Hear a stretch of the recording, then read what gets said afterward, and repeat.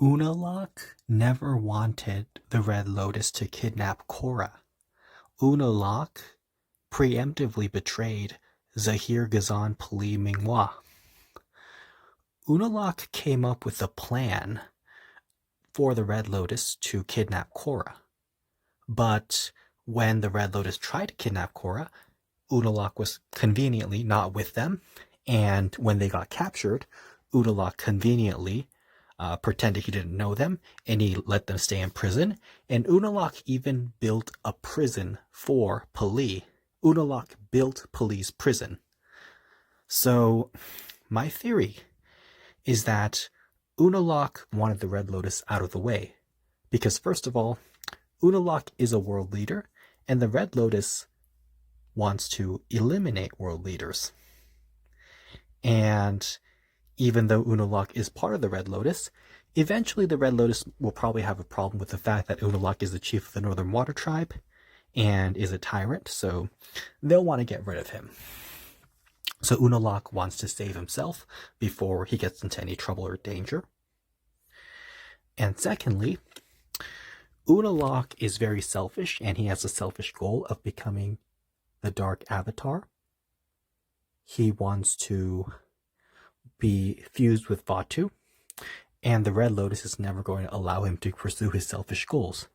So he just wants the Red Lotus completely out of the way.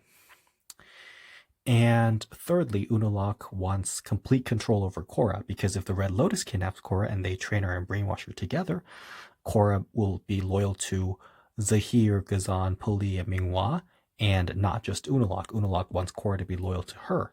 So he can't afford to have Korra's loyalty stolen by the other members of the Red Lotus. And my theory is that Unalaq knew that Zuko, Tenzin, Sokka, Tonraq would successfully defend Korra, and Unalaq realized that they would capture the Red Lotus, and Unalaq figured it was the best way to get the Red Lotus out of the way. So perhaps Unalaq set up the plan knowing that Zuko, Tenzin, Sokka, Tonraq would foil the plan. Or maybe Unalaq told the Red Lotus to try to kidnap Korra, and then Unalaq went and told Zuko, Tenzin, Tonraq, and Sokka that the Red Lotus was going to kidnap Korra. And so that's how Zuko, Tenzin, Sokka, Tonraq were able to stop the Red Lotus, because maybe Unalaq told them ahead of time. And Unalaq went out of his way to build a prison for Pali. So he really just cleaned his hands of any involvement. And the other really smart part of Unalaq's move is that Unalaq might have known that the White Lotus would be concerned for Korra's safety after the Red Lotus's attempted kidnapping, and that as a result of the Red Lotus trying to kidnap Korra, the White Lotus would decide to keep Korra sheltered and hidden away, and the White Lotus would essentially restrict Korra's freedom.